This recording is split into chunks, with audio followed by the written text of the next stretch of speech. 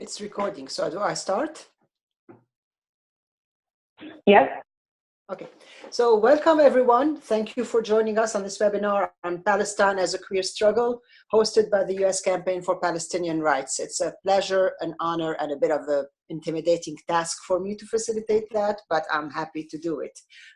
My name is Nada Elia. I'm a former member of the National Organizing Collective of Insight, Women and Trans People of Color Against Violence, and I am currently a member of USACB, the US Campaign for the Academic and Cultural Boycott of Israel. Insight is a nationwide network, nationwide meaning here in the US, I'm talking from Seattle. Insight is a nationwide network of radical feminists of color working to end violence against women, gender nonconforming, and trans people of color and our communities. Insight's analysis was intersectional long before that term became a buzzword, because we always recognize that it's impossible to seriously address sexual and intimate partner violence within communities of color without addressing these larger structures of violence, such as militarism, occupation, the proliferation of prisons, economic neocolonialism, and so much more. So our organizing is focused on places where state violence and sexual violence intersect. Our analysis hinges on an understanding that state violence is both racialized and gendered. We understand that in situations of settler colonialism, such as Palestine and Turtle Island, of course, indigenous women, trans people, and gender nonconforming people bear the brunt of a nexus of racism and sexism. I worked with Insight for many long years, and it was my political home, and I still am very, very fondly attached to Insight, but I'm no longer on the steering collective. My current affiliation is with USACB, which is a US campaign focused on the boycott of Israel, of Israeli academic and cultural institutions in response to the call by Palestinian civil society to join the boycott, divestment, and sanctions movement. Our website is usacb.org. There you will find our analysis, as well as frequently asked questions, guidelines for when an event is boycottable or not, which is actually very pertinent because of pinkwashing, which we will be discussing, because there are so many events that are part of Israeli cultural propaganda, and certainly pinkwashing is high on the list there. We, meaning USACB, have been instrumental in a number of academic associations' vote to endorse a comprehensive boycott of Israel, and we are part of a national network that provides support for faculty and students who come under attack for their activism for justice in Palestine. And again, the focus on a comprehensive boycott of Israel is really important, because the call for BDS is not only a call for boycotting Israeli products on grocery shelves in the US or outside of Israel.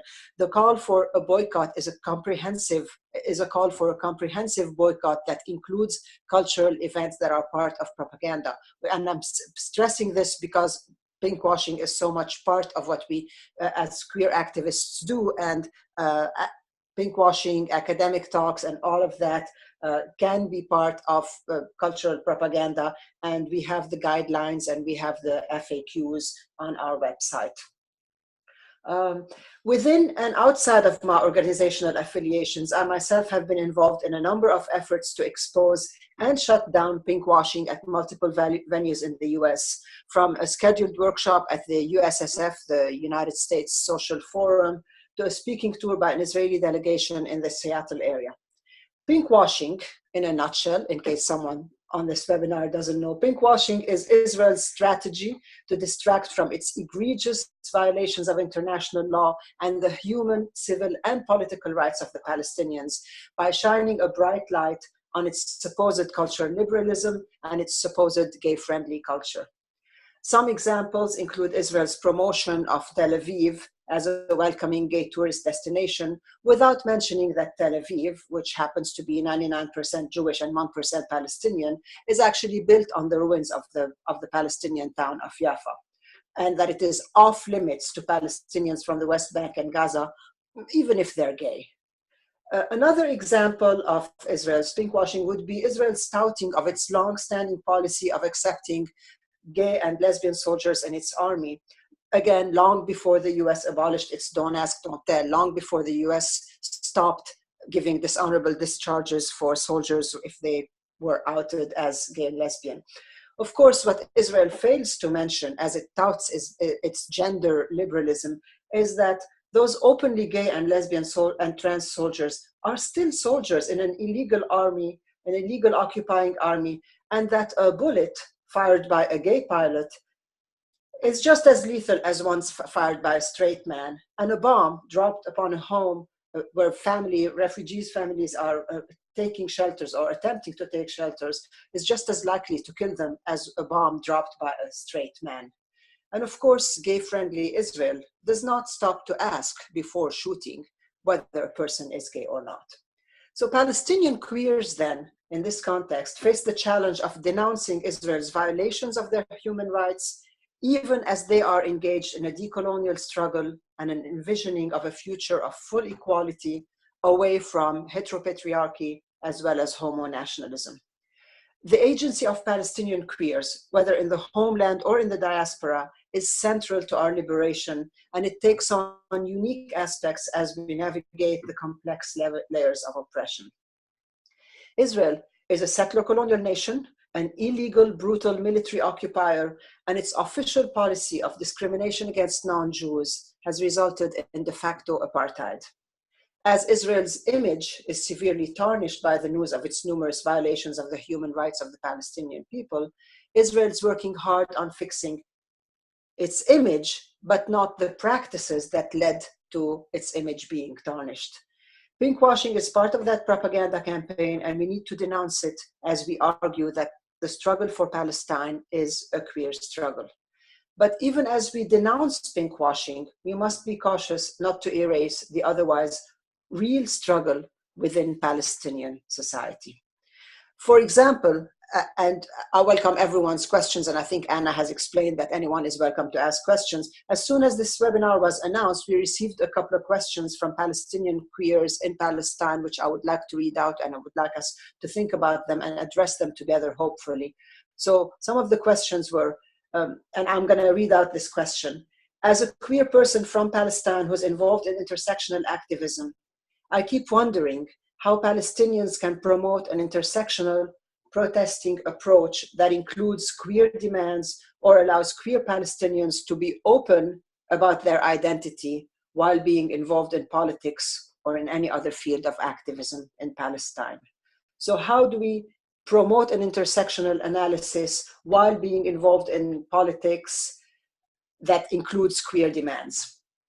Another question, do you believe that hiding one's sexual identity is necessary in order to be heard and have credibility in the Palestinian society? So we all welcome more questions, which you can type in the chat part as we speak. But I'm going to now move on to our speakers. Our speakers on these topics today are Palestine Dwight and Izzy Mustafa. Palestine is a queer feminist, a community organizer, BDS advocate, and an anti-pinkwashing activist. Palestine worked as the coordinator of PACB, the Palestinian Campaign for the Academic and Cultural Boycott of Israel. So she worked as the coordinator of PACB for about 8 years. She is the co-founder of PQBDS, Palestinian Queers for BDS. She recently was part of the group that worked on the Free the Tamimis campaign.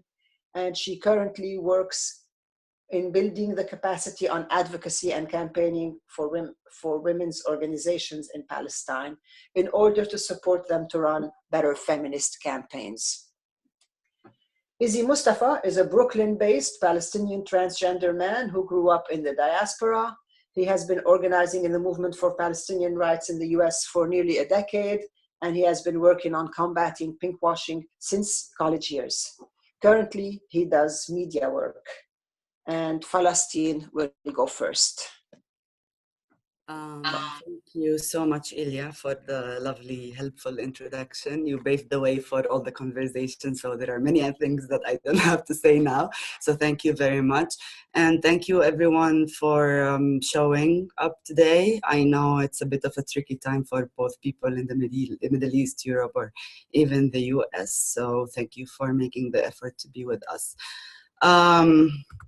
Well, I basically don't like theories and big flashy words and academic gibberish. So I'm going to tell you a story about how BQBDS, Palestinian Queers for BDS, came to life, and how the anti-washing discourse evolved and grew out of that. But I'll keep this pretty brief, because the best thing about this space, or a space like this, is that we are able to have a conversation, and you can ask questions and we can answer, rather than just us talking as panelists. So how did Palestinian Queers for BDS come to life? 2010 was the year when the BDS movement started picking up globally. And that resulted in a discourse spreading and developing about Palestine and intersectionality, mostly among circles of activists and organizers working on a wide variety of issues. During that time, queer activists in Palestine and diaspora were coming together, and amazing conversations about intersectionality, BDS, and Palestine were taking place. And the space for that conversation was growing bigger as we continued organizing and mobilizing. A lot of the queer activists were also BDS activists like myself, and Palestine organizers with their own BDS for other issues. And it was natural and almost instinctive for us to bring the two together and bring the political discourse with the queer discourse. And that's why at the time we founded Palestinian Queers for BDS, we basically launched it with a calling on queer people around the world to boycott Israeli propaganda machine and propaganda campaign and branding campaign through boycotting any pinkwashing events funded by the Israeli government, and boycott gay tourism in Israel. And I want to elaborate a little bit about the rationale about behind that and why we feel so passionately about it. Well, as beside everything that Nada already said, we always say as a joke, but we're also serious about that. We say there is no pink door in the wall, there is no pink prison cell for political prisoners, there is no pink anything about this occupation. And even if that pink door, for example, in the wall existed, I don't think we will use it, because Israel systematically oppresses us and our people within historical Palestine borders or the diaspora, where refugees and Palestinians in the diaspora are denied their right to come back to their homes, which they were originally ethnically cleansed from in 1948. Israel systematically blackmailed and still blackmails Palestinian queers with threats to out them or publish personal materials about them in order to force them to collaborate. It doesn't matter, it really doesn't matter if you're queer or not. Occupation doesn't discriminate. Like, that's the one thing they doesn't discriminate on the basis of which, if you're Palestinian, you have a target mark on your back by default. Your mere existence is a disturbance to the Zionist project, and you are punished accordingly for that. It doesn't matter your gender, your sexual orientation, your political affiliation. Just the fact that you're a Palestinian, your existence is a disturbance and a threat to a colonial project, the Zionist colonial project, and you're punished on a daily basis accordingly. But most importantly, really, what matters the most here, and why the anti-pinkwashing discourse speaks to many people, even out of queer circles and out of Palestine activist groups, is that because Zionism is racism. It's absolute injustice. And as queer people, we know firsthand that racism, sexism, settler colonialism, homophobia, transphobia, they really are all faces of the same coin. We cannot dismantle one injustice and accept another. We cannot pick and choose our battles. We really don't have that kind of privilege. and even the tools to demand gender justice without working to dismantle patriarchal systems that enforce and empower injustice anywhere in the world. And as far as I'm concerned, colonialism is deeply ingrained in heteropatriarchy and vice versa, and you cannot really separate both. And that's why, that's exactly why, for example, it's irrelevant it's irrelevant to the conversation how Israel treats its gay people. When the whole system that the state is built on is a system of racism and oppression that targets an entire nation. Injustice is injustice is injustice, and there is no injustice better than the other. It's all horrible. Racism kills, homophobia kills, colonialism kills, sexism kills. Honestly, we are in this together, whether we like it or not. We don't get to choose. And that's why Palestine is not only a queer question, but honestly, it's also a feminist question and a feminist issue. It's an anti-colonial issue. It's an indigenous issue. It's a justice issue, period. There is no questioning that. And basically, and I believe that this discourse, this inclusive discourse about injustice and fighting it and dismantling it spoke to the hearts and minds of like-minded queer people around the world. And that's why they heeded the call from Palestinian Queers for BDS, which later on transformed into a different platform called Pinkwashing Israel. The reason why this call was heeded is because other like-minded people, and whether they're queer or like organizers in different issues, acknowledge that oppression and injustice cannot be compartmentalized, and injustice anywhere is a threat to justice everywhere. And I know this might sound like a cliche, but that is the truth. And I couldn't even think of better words to just communicate this truth so simply. And that's why, since the call was launched in 2010, there has been an overwhelming response to it. And every anti-pinkwashing campaign that was run ever since until today gets the support and love from activists from different backgrounds across the spectrum of fighting injustice. And I think for the time's sake, I'll stop here and I'll hand it over to Izzy, who can elaborate more on this and how this alliance is at work in the US context and maybe other contexts. And we'll for sure go back in the Q&A section to answer the questions that Nada posed at the beginning of the call. And over to you now, Izzy. Thank you, Palestine.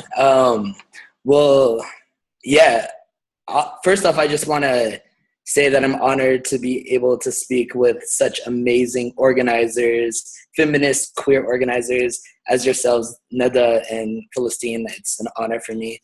And yeah, Palestine, like, I think you really, thank you for segueing into what I want to speak about a little bit, which is the question of, so why in the US should we care about pinkwashing? Why should we care about, like the title of the webinar, why is the queer issue, you know, why is Palestine liberation a queer issue?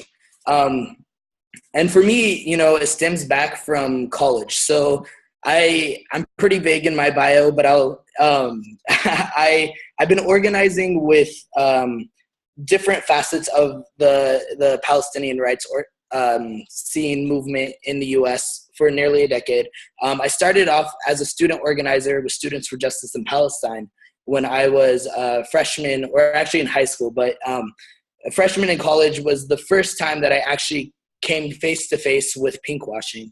And that was because an organization that I'm sure many are familiar with called Stand With Us was on my campus. And I remember the first time I saw them tabling at my university. They had rainbow flags. They were passing out Tel Aviv Pride propaganda. They were talking about how Israel is such a queer haven. And of course, a lot of the materials that they were showing were also pictured cis men, like gay men. So I was like, okay, gay haven, but they marketed it as queer haven. So, part of me was like, all right, where's the rest of the queers? But I remember that was kind of the first introduction to pinkwashing for me. And I was, as somebody during that time, I was coming through my own coming out process. I was completely confused by this discourse. And so I started a conversation with the person at the table, and I was asking them, like, what does this mean? Why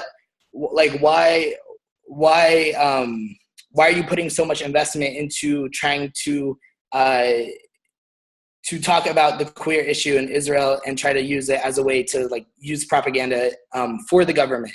And basically they said, listen, we want to win over the young people. We want to be able to relate to young progressives on campus, because the mere reality is that Israel is losing their base when it comes to young millennials in the US.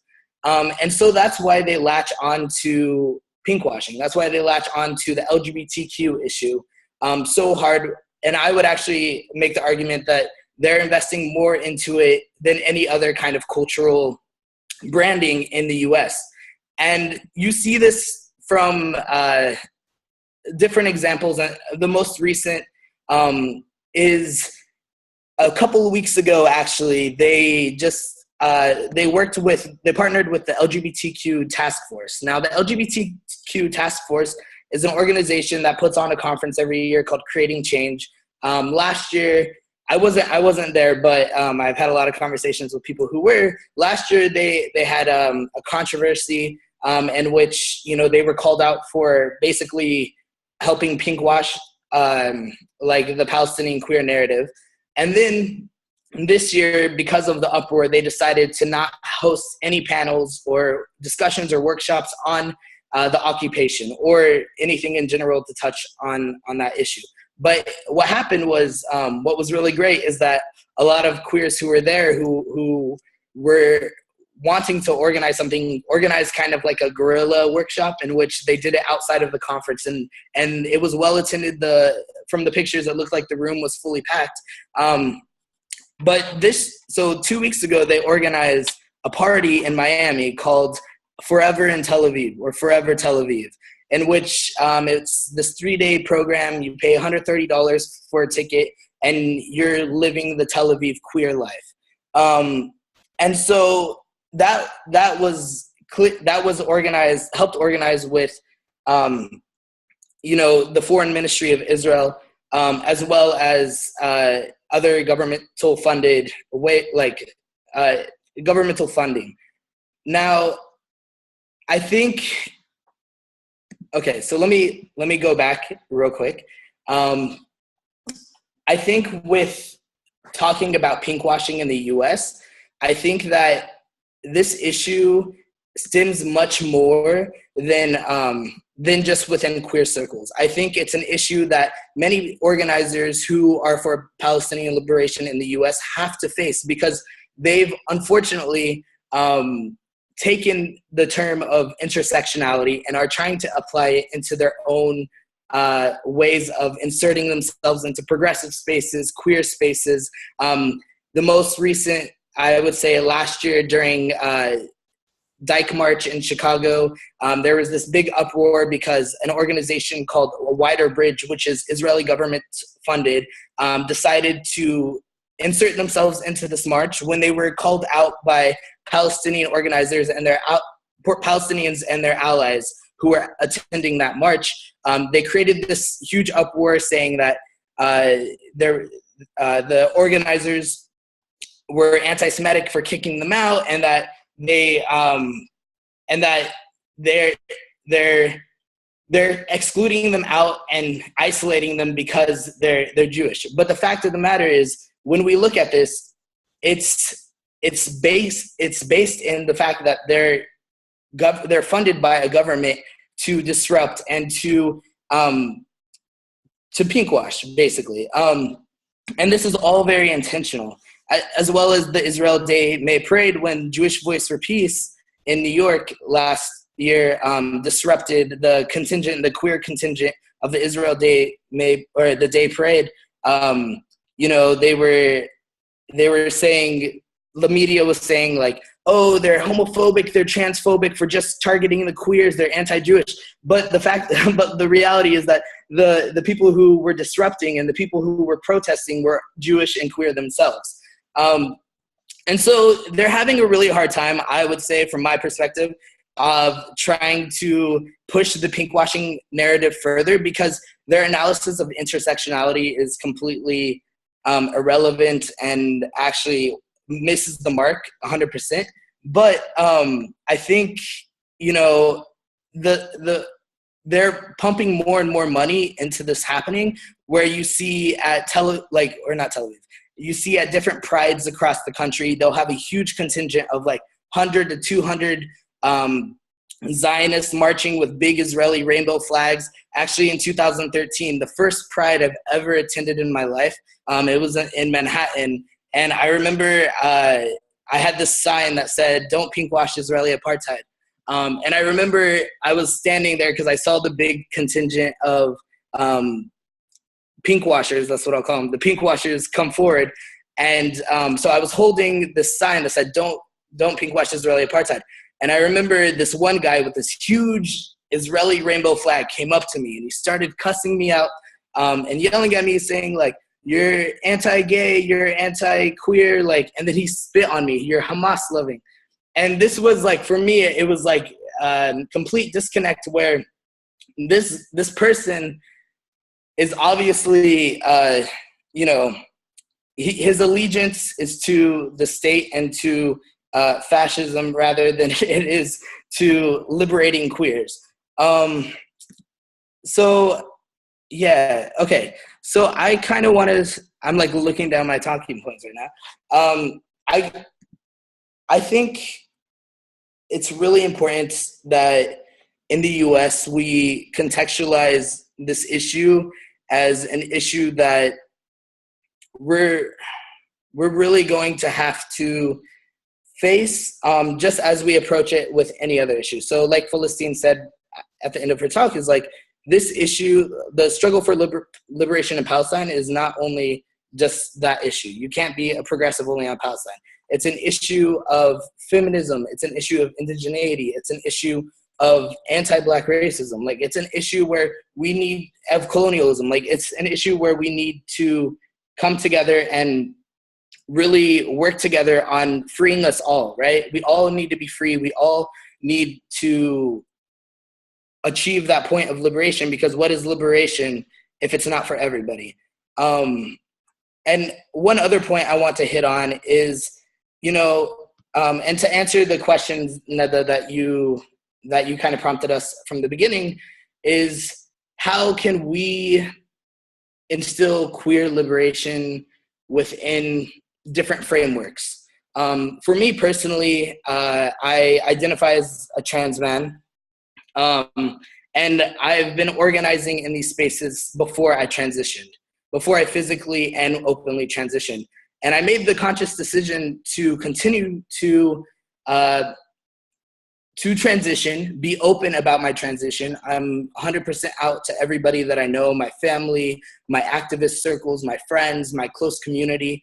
And I decided it's really important to let folks know within my circles, especially my activism circles, that, you know, my liberation of being a trans person, because I say when I transitioned and I came out, it was a form of personal liberation for me. And it's something that I wanted folks to know and to be able to realize it doesn't impact my activism for my people, the liberation of my people in Palestine, and for me as a Palestinian.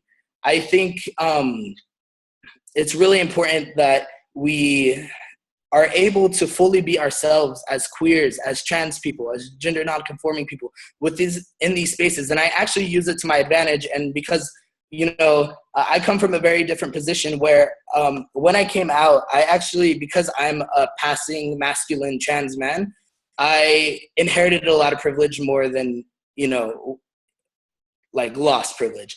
And so I try to use this as a way to educate folks and to let folks know that, like, you know, whether if gender issues come up within organizing spaces or issues of like homophobia or transphobia, I try to be upfront and real with them that, like, this is a space for, you know, everybody, and we should all be inclusive when organizing for any issue. And another thing is, like, let's be real, a lot of the organizing spaces in the US, or movements are being led by queers and women and trans folks and gender nonconforming folks. Like, we are a big force in the movements for liberation.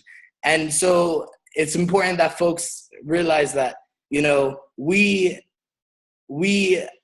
need to be our full selves. Now, given the context, my positionality is very different than other people's. I'm speaking from my own privilege, and I'm self-aware that, like, I'm able to carry this. But I think we need to come to a place where, you know, it's okay to be open about, you know, your sexual orientation or your gender identity. But I think we can have a little bit more conversation about that in the Q&A. And yeah, so I'm really thinking that a lot of what other things I want to speak about are going to actually come up during the Q&A. But I do want to mention this one anecdote, which I think is kind of symbolic of, like, pinkwashing. And it's from a personal experience I recently had a month and a half ago when I was traveling back from visiting my family in Palestine. I was at Tel Aviv in Ben Gurion Airport, and I was leaving. And, you know, I didn't, it was like an hour, or I only got an hour of sleep. I was raggedy, like, in the most sense. I didn't shave my beard. I looked like, you know, I definitely didn't care about my appearance or anything. And I didn't really want to perform for anybody. Because the thing is, like, as a Palestinian, sometimes you just want to pass and get through easily. And, like, you have to, like, I don't know, like, to go through the airport, sometimes you perform a certain way. But I decided, whatever, I don't even care. So I went to the airport. Immediately when they saw my passport, they gave me a 6, which is like the highest threat level sticker that you can get when going through the airport. They didn't even ask me any questions. Usually they ask you, like, where were you, whatever. They just saw me, they saw my passport, and they gave me a sticker. And so I was a VIP. I was, like, a very important Palestinian for that hour. So they took me straight to the security area where they started, like, having me go through metal detectors. They were asking me to like go and stand at this machine. And I was asking them, I was like, okay, so what is this for? And they were, like, abruptly really rude with me because, you know, what they saw a Palestinian man, Muslim, with the name Ezzeddin Mustafa, and they just wanted to be as rude as possible to me. So they were super rude, and then they were like, okay, we got to strip search you, after one machine where they said it was a metal detector didn't work. And I kind of figured why it didn't work. And at this point I decided, you know what, I'm not going to tell them I'm trans because I'm really interested to see how they're going to react. So when they took me to the back to strip search me, the guy was very hesitant about it. And so I mentioned to him, I was like, oh, does it read gender? And he was like, what do you mean? And I was like, does it read gender? Like, and he was like, oh yeah, like man, woman. I was like, yeah, sure. And so he was like, yeah, it does. Why? And then I was like, oh, I forgot to mention I'm trans. And the look on his face was of complete shock. To him, he profiled me in a very racist way of, like, this is a Muslim Palestinian man. I must be as rude to him as possible. And when I told him I was trans, he hadn't, like, and I could tell from his face he was internally freaking out. So then he called the main security guy. He came, and it was like the moment when I realized there's such a cognitive dissonance when it comes to racism and like gender and queer issues in the Zionist mind. Because as they were strip searching me, this guy kept on yelling at me in a very abrupt way, but then in 1 second would be like, I'm really sorry that this is making you feel uncomfortable. Like, I hope, you know, doesn't leave a bad taste in your mouth, but then like would like yell at me to turn around or like take off my pants or something. And then in that moment, I realized like, you know, for them, if I didn't tell them I was trans, if this wasn't the situation, I as a Palestinian would be treated as just any other Palestinian. And I am like treated as any other Palestinian when I am in the occupied territories, or if I'm in, you know, if I'm going through a checkpoint, if I'm going through the airport, I'm a Palestinian man, and I'm treated as such until they find out that I'm trans. And then there's that like that racism that's still there, but they don't know what to do with me because I counter everything that they're told or the stereotypes that they have. Like when I go back home and I tell them that I'm gonna see my family, their stereotypes of how Palestinian queers are completely shut out the window, and they have no idea what to do with me. And so like I'm gonna end there, and I'm gonna let the Q&A happen. But yeah, hopefully we can have more of a conversation about how we can combat pinkwashing together, and then also how, if folks have any clarifying questions. All right, I'm back on. I've been, am I on? Yes. Can you hear me? Okay. So I've been reading the questions, and some of the questions that I already had. And thank you, Izzy, for a wonderful talk. Did I get a chance to thank Palestine? No, I don't believe so, because you immediately jumped in after her. Thank you, Palestine. I loved what you had to say. I love the fact that you said that justice is indivisible, but also that Zionism, I don't think these are your words, but Zionism is an equal opportunity oppressor. Israel does not discriminate as far as its oppression. And Izzy, thank you, not just for your comments, but also, as you know, we do move in relatively similar circles. I'm at the other coast and in a different generational group, but I do know that you have been extremely open, and you've made yourself available as a mentor, as a role model. So I also want to really thank you for that. So some of the questions that came in have been addressed, but then there's a couple that I hope we have time to address. And one of them is basically, are there any practical ways, and I'm picking up now on what Izzy ended up with, are there any practical ways for us to explain? This is a question from Izzy, but it's also a formulation of a question that came in the Q&A.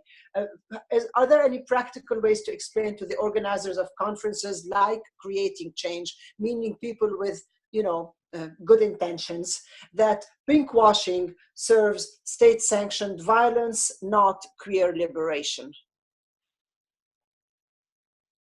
Either of you could answer that. Well, I think, yes, there are many ways, because our experience campaigning on or running anti-pinkwashing campaign, whether from getting the US Social Forum to cancel a pinkwashing panel, to basically getting the International Youth Gay and Lesbian Organization to cancel their annual meeting in Tel Aviv, to many other successes that we really had over the years organizing. It's actually a proof that grasping this truth, how Israel's practices and oppression of Palestinian, is easy for people to understand that it's not okay to give it a nice pink cover of pinkwashing. Now, usually all these campaigns that we ran and we were successful in winning included really long conversations with the organizers, and sometimes we had to resort to put pressure on them through their internal allies or through people they work closely with, or get more influential people in queer circles to come in and add their voice and support to us. So there were many techniques that we applied over the years, but the most successful one really was having that conversation with organizers and activists around the world, and finding that common language between us and them in every single occasion, because even though the discourse generally is the same, and even though like the truth is one in what we're doing and what we're trying to say and put out in the world, still we had to basically find the common language that works for people we were addressing. And there were times also when we were not successful, because Israel managed through its branding campaign to often really brainwash people into overlooking all the other facts on the ground, and how it's an oppressive, racist, fascist state even. But I don't see will change is something that happens slowly over the years. We are not going to encounter the Israeli propaganda machine overnight. BDS movement did not spread out and become globally the movement we know it overnight. It literally took like 12 years now. So it's a labor of love. It's a lot of work. It's a lot of conversations. It's a lot of allies joining us from different struggles for justices that empower the discourse and put it out there and help us do it. And it's not going to happen overnight, but we have to accept that change takes time, and that justice struggles don't just win overnight. So that's my answer to that. Yeah. And well, first, before my answer, I just want to thank the person, Alexis, who asked for, I just wanted to clarify my point. At the Chicago Dyke March, I wasn't there, so thank you for bringing this up, Alexis. Yeah, to clarify, it wasn't that the folks of Wider Bridge were thrown out. They were asked to leave after antagonizing and disrupting Palestinians during the march. So thank you, Alexis, for that clarification. And to answer, I think, like Philistine said, a lot of it is about connection building and about being able to build relationships with folks who are organizing in different spaces to make them aware of the situation. Because I think Israel does a really good job of, tapping into filling the void and really blindsiding folks because they put a really nice, in this case, a really nice rainbow bow tie around Zionism. And when folks aren't really fully aware of the extent, it's easy to get manipulated in that. And, I think for me, I have a success story where in college, that our LGBTQ Resource Center invited the speaker who was actually being funded by the Israeli Foreign Ministry to talk about how great Israel is to gay people. And after that talk, I was completely shocked that this person was even on campus in the first place. So I actually went over to the LGBTQ Resource Center and I asked the director, can I have coffee with you? I want to speak to you about why I think that this is an issue and coming from a Palestinian queer perspective. And, we had coffee and I laid out for her, these are the reasons why what this guy is saying is actually incredible. It's a propaganda and actually, it serves nobody. I remember this guy was saying, oh, in Israel, trans people are able to serve and after they serve, their surgeries are paid for. And I remember telling her oh, great. So in Israel, they're open to just be trans and kill Palestinians. That must be a very enlightening position, and I'm sure they feel very proud of themselves. And so after that, another event or another kind of Zionist organization approached the university, the LGBTQ Resource Center, wanting to do a big event around Zionism and Israel being a gay haven, and they said no. And I don't think still to this day, the University of New Mexico hasn't given into Zionist propaganda since then. So I think building those relationships and those connections are very, very essential. And I think in terms of creating change, continuing to put on pressure and continuing to create guerrilla workshops where if they don't allow a workshop on pinkwashing happen, to just create it yourself. So I think that's really important. Thank you, Izzy. So there's a question that came to Palestine. Palestine, do you want to get that question? Yes, definitely. So my answer to that, I'll answer this very honestly and from Do my you want to read it first, or I don't know? Yeah, we can read it. So the question is from Ahmad, and his question is basically, as Iz has mentioned that he is open about his sexual identity to his activism circles.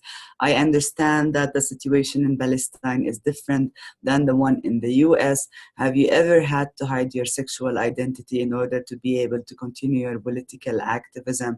How do you choose the time when and the situations where you are open about your sexual identity within your activism circles? So it's a dance, but I've worked or I've been involved in the BDS movement since 2009. So what, like 9 years now. And similarly in the feminist organizing, and I work very closely with women organizations here in Palestine right now as well. And I work with different activist groups. And I never had a problem where or a situation where I had to hide any part of myself or my identity or how I identify myself. And my experience has been overwhelmingly positive. And there wasn't a moment when I experienced homophobia or people mistreating me or disrespecting me for my identity. And I really am out there in the political circles here. So, but that was my experience, and I can't generalize that this is everyone's experience, because homophobia is out there, it's alive and kicking, and nobody can deny that, whether in Palestine or anywhere in the world, really. And of course there were times where I had to negotiate lots of things. Like I remember in 2012, I was the coordinator of the World Social Forum Free Palestine, which was held in Porto Alegre, Brazil. And some of the civil society organizations that are involved in the preparations didn't like, for example, that where there was activities and participation of queer visions, for example, in that. But at the same time, we had a really good conversation with these organizations, and then eventually they were on board with queers from Palestine and the diaspora participating in the World Social Forum, and it went just fine.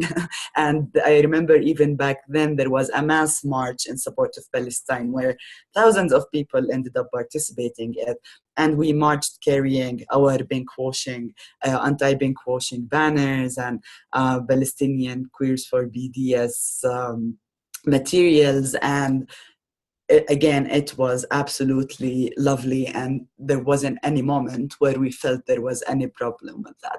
So sometimes, of course, there are times when you are faced with objection or not acceptance, but also I find that there was always a room to have a conversation about it, especially that a lot of the activists, whether in the civil society, BDS, political circles, are extremely queer friendly, and they are wonderful allies, and they always also a very positive part of the conversation that happens. So it's a dance always, but honestly, being in Palestine, working in politics my whole entire life almost, I don't think there was a time when I had to hide away or shy away or feel threatened to reveal who I am. And again, I stress that this is my experience. It doesn't have to be everyone's experience, but truthfully, this is my experience with this.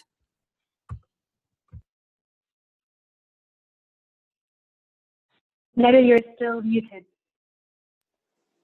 Yeah, I'm looking at the time, and this has gone so fast. I mean, we have 6 more minutes.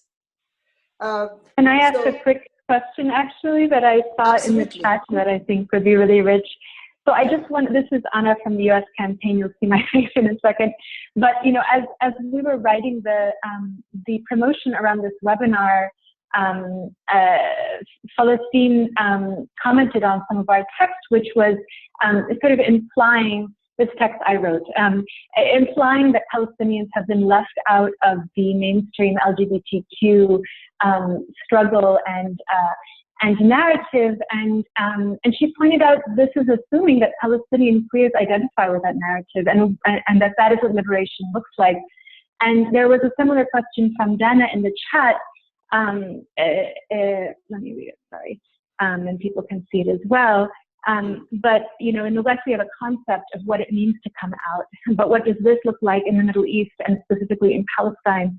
I recall once reading from members in Al-Qaus explaining how it looks different in Palestine and that we won't see a pride parade in Ramallah. And I think a lot of, especially white people like me, have these assumptions around what liberation looks like, not only for queers, but including.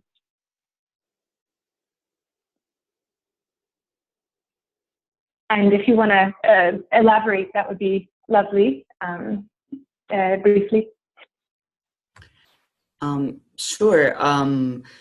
Well, the assumption, like the problem, I think, at least for me, with the international, with the gay international discourse, is that it assumes that we are all the same and we all want the same things, and that queer liberation looks the same everywhere in the world, and that is absolutely not true. I think queer liberation is a different thing for me and how it looks in Palestine. I don't believe we are one big, big, happy family. Otherwise, you'd see me hugging the gay soldiers on the checkpoints because, oh, we are the same, which is not true. Like, there are power dynamics and there are many, and there are people who are privileged and people who are not privileged. There are people who are oppressive and there are people who are oppressed, and there is no equality, there is no sameness in that. And while I work on anti-pinkwashing, you'll find Israeli soldiers and propagandists celebrating the same things that I'm objecting to. So I don't think that the LGBT discourse or framework is an inclusive than that one that everyone identifies with. And that plays on many fronts, the politics of being out or not out and how that's done. And all these things are very negotiable in many different contexts and in different societies. And queer liberation, maybe there will be a bride in Ramallah. Who knows? Like, if people want to do a bride in Ramallah one day, maybe they will do it. And that is fine, but I don't think that is what we are all ultimately working for here. What we're working for is liberation on every level. Liberation from occupation, liberation from racism, liberation from white supremacy, liberation from colonialism. So to me, the other problem with the LGBT discourse, it's that it's also isolated from this larger context of intersectionality. And it makes it look like gay or queer rights or whatever you want to call it is one genre, and everything else is a different genre, and it's a different fight, and it's a different conversation we can have on another day. And to me, no, we have to have all these conversations together because the system of oppression are all interlinked. They all support each other, and we can't just dismantle one and accept that the other is there. We either work on dismantling them all together, or then there is no point of what we're doing. And what we will be doing is scoring minor wins here and there, like gay marriage or whatnot. And that's not what everyone wants. That doesn't liberate everyone. Wow. Well, we are running out of time. So thank you so much, Palestine, and thank you, Izzy, for your brilliant insights. I mean, we made so many really important points, and at the same time, we barely skimmed the surface. So obviously, this is a conversation that was very, very necessary, and a conversation that I hope we can carry on outside of this webinar, because, as I said, I mean, so many brilliant points, so little time. So I want to thank you, Izzy and Palestine. And I also want to thank our webinar participants. We've had a very, very good audience, and we've received a number of questions. And I hope that we addressed them, even though we did not actually read all of them. I kind of tried to consolidate them as I was asking my own questions. Thank you, of course, to the US Campaign for Palestinian Rights for hosting this webinar. And I'm now going to turn it over to Anna. Thank you. So I want to thank Neda for facilitating and everyone for this rich discussion. I want to let folks know that this is actually part of a larger curriculum that the U.S. Campaign for Palestinian Rights has developed called Freedom Bound: Resisting Zionism and White Supremacy. And it's looking at how U.S. and Israeli colonialism and other forms of oppression are connected to really sharpen our analysis and our commitment to work together towards collective liberation. And I've posted in the chat the link to that, but this is going to be posted there in a section, Palestine as a queer struggle.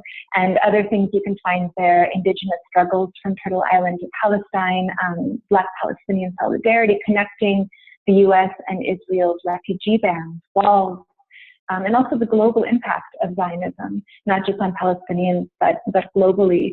And Palestine mentioned Palestine as a feminist struggle. You'll find a new section there as well. So really drawing those connections, and it's part of a larger political education project, Together We Rise, Palestine as a Model of Resistance. And Together We Rise is actually the name of our upcoming conference, which I wanted to mention, our 2018 national conference, which is being held September 28th to 30th in the Twin Cities in Minnesota. And I'll post the link in here. You can find it on Facebook, but there'll be a lot, building on a lot of the same themes with more powerful speakers. So we hope to see you there. And thank you again, everyone, for joining, and we'll be posting this online. Bye, everybody.